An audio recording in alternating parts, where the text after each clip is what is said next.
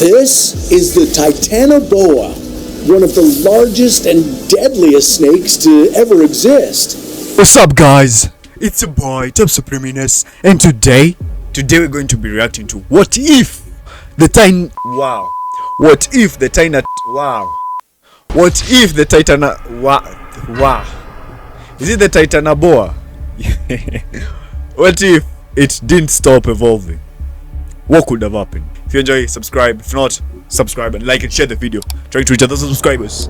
Yeah. This is the Titanoboa, one of the largest and deadliest snakes to ever exist. It went extinct 55 million years ago, but what if? Yo, I'm glad it did, because my fear of snakes, damn. I don't think I will survive any of this. That never happened. Damn. What if the Titanoboa just kept evolving and was alive today? What special traits would this deadly creature have? And how big could it get? This is What If. And here's what would happen if the... Damn.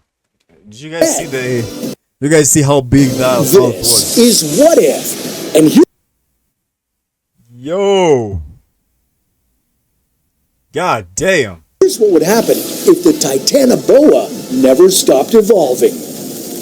Okay, before we look at the modern day Titanoboa, we need to go back. 60 million years ago, the Titanoboa lived in the tropical waters of South America, arriving on the scene after the dinosaurs went extinct. It was a major predator of its time. This snake was unimaginably large. It had a girth of about 1 meter. That what has a gun? But 1 meter. Subscribe. Means if it were slithering on the ground toward you, it would come up to your waist. It was 14 to 15 meters long, and it weighed over 1,000 kilograms. Luckily, the Titanoboa wasn't venomous, but don't let that trick you into believing it was safe. It had a different way of killing its victims, by squeezing the life out of them. Literally. By wrapping itself around your... That was fast. That was fast. Unexpected. And we'll be dead by then. Squeezing the life out of them. Look at how fast it goes, yeah? Literally. By wrapping itself around your body or squeezing your windpipe and then swallowing you whole. And if you tried to slip out, you'd be met with rows of sharp little teeth that would dig into you.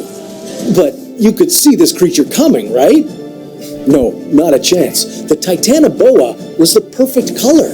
A color that allowed it to camouflage itself in its swampy environment. It would sit and wait for the perfect moment to strike. It feasted mainly on fish, turtles, and crocodiles. So, if the Titanoboa was so dominant, what finally made it go extinct? Well, it had to do with a massive change in climate. But to understand this, let's first dive into what made the Titanoboa such a dominant creature, and then how it suddenly went extinct. Paleocene, 66 million years ago to 56 million years ago. Titanoboas emerged after the apex predator niche was left empty by the extinction of the dinosaurs. They thrived in hot and humid environments. Lucky for them, that's what Earth happened to be like 60 million years ago. The average temperature was around 24-25 degrees Celsius. Now, we love that temperature in the summer, but imagine if it were that way the whole year. Instead of ice caps, the poles were covered with forests, and instead of polar bears, there were alligators roaming around. Just like today, a planet even a few degrees hotter is very unpleasant for human beings, so it's a good thing we weren't around at that time. But there's a set of animals that thrive in the heat, cold-blooded ones. Our Titanoboa was cold-blooded, so it loved warm weather. Unlike warm-blooded creatures, cold-blooded animals aren't... This thing is, it's so big. I don't think I would be able to survive. If it was still alive, you would find me indoors it may even come, but able to regulate their own body temperature. They use heat from the environment to warm up their bodies and kick their metabolism into a higher gear. So a warmer Earth was perfect for the Titanoboa. It had a supply of external energy to keep its body warm, hunt without mercy, and become one of the largest predators ever. But then the Titanoboa went extinct. Why? Well, a lot of changes were happening at this time. The Earth experienced two very different climate shifts. First, it became very hot, and then it cooled down. With our current evidence, it's not clear if the Titanoboa became extinct during the heat spike or during the cooling phase. And do you guys think maybe one or two still exist in real life up to this day? Maybe it's just somewhere that's never been found. So let's look at each change and try and figure out what might have happened. The heat spike event, 56 million years ago. It was 56 million years ago that Earth suddenly got super hot. The official name for this heat spike is the Paleocene-Eocene thermal maximum. And how do they get to know about these things when literally no human was alive?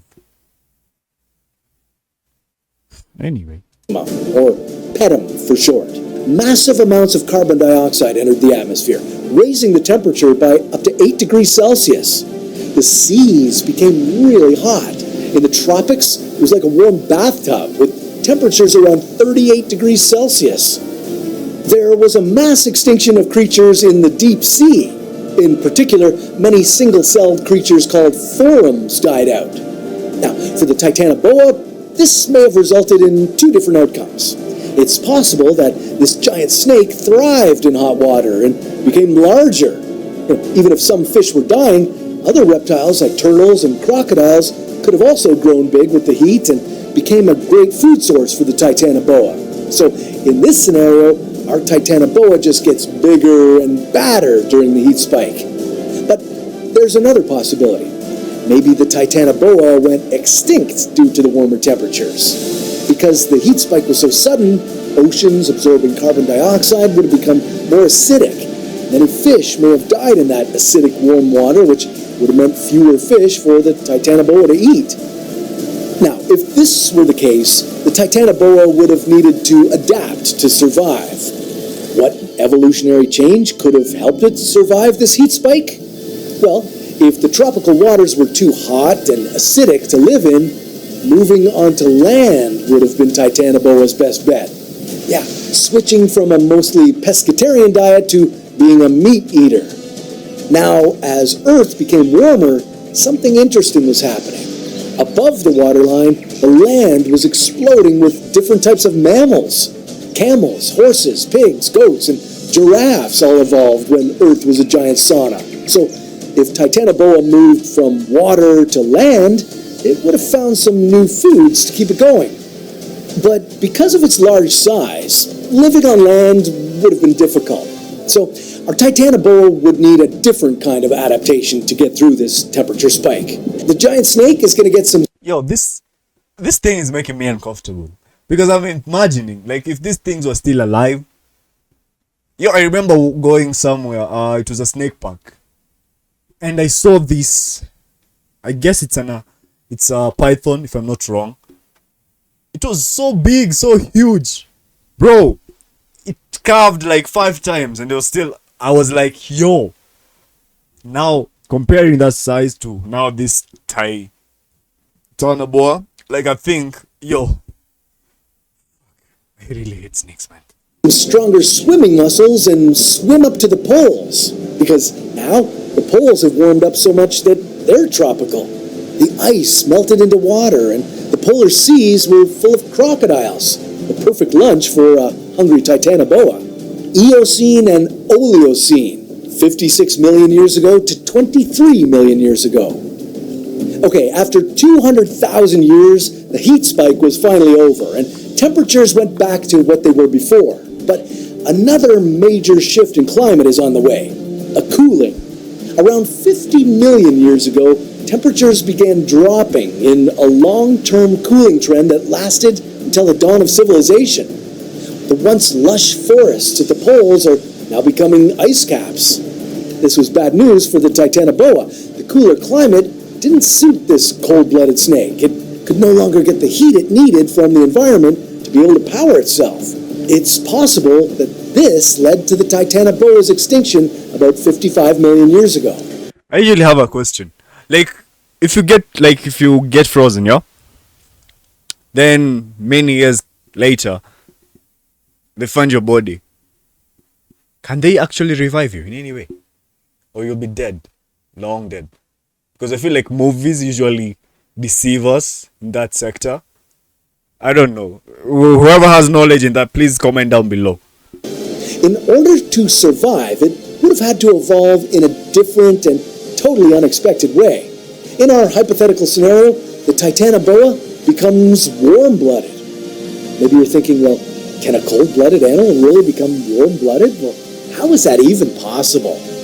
Well, it's true that if we look at snakes, we don't see any examples of them being warm-blooded, but there is another category of cold-blooded creatures that have some warm-blooded exceptions. Fish. While the majority of fish are cold-blooded, about 0.1% are partially or fully warm-blooded. For instance, the moonfish is warm-blooded. Bluefin tuna, white sharks, and salmon sharks are kind of both. They use a special mechanism to raise their body temperature called vascular countercurrent heat exchange. Let me show you how it works. Let's use a shark as an example. Now, the muscles they use to swim generate heat, which heats blood in the veins. The arteries bring cold, oxygenated blood from the gills to the shark's muscles and organs. This cold blood picks up the heat from blood in the veins, which then raises the shark's internal temperature. But in the Titanoboa's case, there are no gills involved. It breathes in through its nostrils and has lungs to supply it with oxygen. But we can make it warm-blooded like the shark by having cold blood pumped in through the arteries, which then pick up the heat from the warm blood in the veins. This single evolutionary transformation would allow the Titanoboa to survive the mass cooling. Let's see what happens next. Miocene, 23 million years ago to 5 million years ago. During the Miocene epoch that followed, Earth began to warm a little, followed again by a period of cooling. The climate became drier and vegetation was more coarse. Rhinos were dominant in North America. Many species of horses evolved, as did a variety of camels. Also, a saber-toothed cat-like creature called the nimravid roamed around. Could the Titanoboa have adapted in new and different ways to spawn a line of desert Titanoboas? Yeah, I know I said that living on land would be tough for such a massive creature, but maybe there's an evolutionary path to make this possible. To camouflage in the desert, it would need to adapt a new color scheme, a light sandy color. And its next most important adaptation? Strong muscles to burrow into desert soil and live underground during the day, both to conserve energy and to hunt under the cover of darkness. Now, to protect against water loss through the skin, the Titanoboa would take a lesson from the spadefoot toad. This toad secretes a semi-permeable membrane that makes its skin thick, locking in moisture. Our desert Titanoboa would branch out and have a new diet of birds and mammals. Many desert animals are too small to make a meal, so Titanoboa would lie in wait for a herd of camels, slither out of its burrow and make a killing. Or it might go months without food. So the evolutionary path of Titanoboas could lead to two subspecies. The first one is shark-like, swimming far and wide across the ocean, able to preserve its body heat through adaptations that make it warm-blooded. And the second is also warm-blooded, but lives in burrows deep in the desert, like the sandworms from Dune. Yo, this thing is too much, man. I can't continue. I can't continue, guys. I have a hate for snakes. So I'm glad it's not even live. So if you enjoyed this video, if you enjoyed learning, kindly subscribe to the channel. Adios, see you when you see me.